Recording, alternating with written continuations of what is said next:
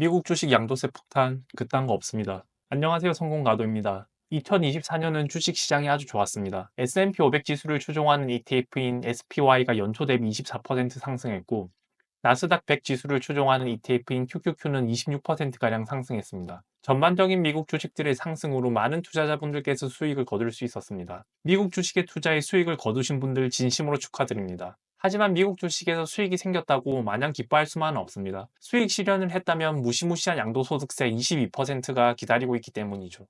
최근 제 유튜브 홈 화면에 양도세 폭탄이라는 키워드의 영상들이 종종 올라오곤 했습니다. 과연 미국 주식에 있어서 양도세 폭탄은 존재하는 것일까요? 결론부터 말씀드리면 그딴 거 없습니다. 미국 주식에서 얻은 양도소득에 대한 세금은 법만큼 내기 때문에 폭탄을 맞을 수가 없습니다. 하지만 약간의 절세는 할 수 있죠. 지금부터 미국 주식 양도세 절세하는 몇 가지 팁을 알려드리겠습니다. 1번 공제금액 활용하기. 미국 주식 투자 시 연간 250만 원의 양도 차익에 대해서는 기본 공제를 하기 때문에 양도 차익이 250만 원 이하인 경우 양도세를 내지 않습니다. 그러니 수익이 많이 난 주식이 있더라도 수익 250만 원만큼만 매도한 뒤 다시 매수를 하게 되면 연간 250만 원에 대한 양도세인 55만 원을 절세할 수 있습니다. 그러니 장기 보유할 주식이더라도 연수익 250만 원에 대해서는 수익 실현을 하는 것이 좋습니다. 예를 들어 A 주식 500만 원을 매수한 뒤 가격이 올라 800만 원에 매도했다고 하면 양도소득세는 매도한 가격 800만 원에서 매수한 가격 500만 원을 뺀 금액에서 기본 공제 금액인 250만 원을 추가로 빼주게 됩니다. 그러면 300만 원에서 250만 원을 빼니까 50만 원이죠. 이 50만 원에 대한 22%, 즉 11만 원을 양도소득세로 납부하게 됩니다. 그리고 두 번째 경우 B주식을 500만 원 매수해서 가격이 올라서 700만 원에 매도한 경우 양도소득세는 동일하게 계산됩니다. 다만 매도 가격인 700만 원에서 매수 가격인 500만 원을 빼면 그 차익이 200만 원으로 기본 공제 금액인 250만 원보다 작기 때문에 양도세는 하나도 나오지 않는 거죠.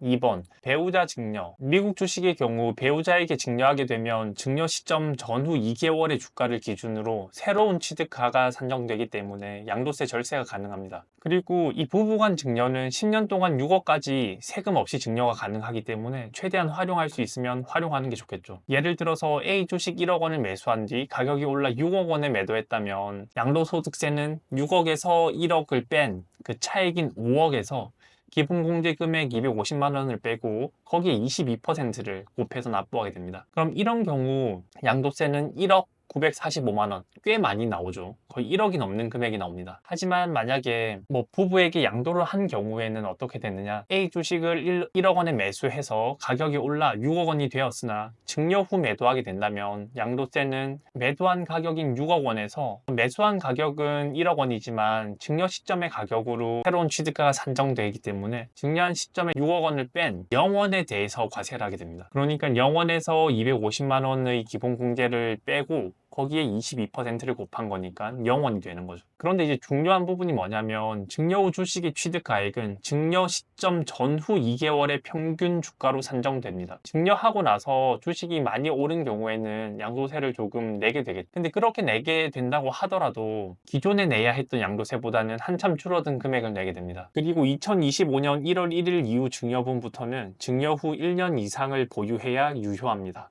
3번 손익통산 활용하기. 미국 주식의 경우 최대한 매도 시점을 늦춰 수익 실현을 늦게 하여 양도세 납부 시점을 최대한 미룰수록 유리합니다. 하지만 갑자기 돈이 필요해 피치 못하게 매도할 경우 수익이 난 주식과 손실이 난 주식을 같이 매도해 총 수익을 250만 원 이하로 만든다면 양도세를 절세할 수 있습니다. 예를 들어 A 주식을 500만 원 매수한 뒤 800만 원에 매도했고 B 주식을 600만 원에 매수한 뒤 400만 원의 손실을 보면서 매도를 했다면 A 주식에서는 300만 원의 수익을 받고 B 주식에서는 200만 원의 손실을 받습니다. 그렇다면 양도소득세는 수익 300만 원에서 손실 200만 원을 뺀 100만 원에 대해서 납부를 하게 되는데 100만 원은 기본 공제 금액인 250만 원보다 작기 때문에 0원을 납부하게 되는 거죠. 그렇다면 A 주식만 매도한 경우는 어떻게 될까요? A 주식만 매도한 경우에는 수익인 300만 원에서 기본 공제 금액인 250만 원을 빼고 거기에 22%를 곱해서 11만 원을 납부하게 됩니다. 그러면 B 주식만 매도한 경우에는 어떻게 될까요? 비주식만 매도한 경우에는 손실인 마이너스 200만 원에서 기본 공제 금액인 250만 원을 빼고 거기에 22%를 곱해서 납부하게 되는데, 손실이 났으니까 당연히 0원이 되겠죠. 뭐 환급해주거나 그러진 않습니다. 하지만 200만 원 손실에 대해 아낄 수 있었던 양도소득세 44만 원을 사실 이 경우에는 손해보게 되는 셈이죠. 그러니까 손익통산을 이용해서 양도세를 조금 줄이는 게 좋은 전략일 것 같습니다. 이미 소득세를 납부한 돈을 모아 투자에 대한 불확실성과 리스크를 온전히 본인이 짊어지고 얻은 수익임에도 세금을 내야 한다는 사실이 못마땅하지만, 세상의 규칙이 그런 것이니 어쩔 수 없습니다. 다만 조금만 신경 쓰면 양도세를 상당히 낮출 수 있으니까 이 방법을 한번 사용해 보세요.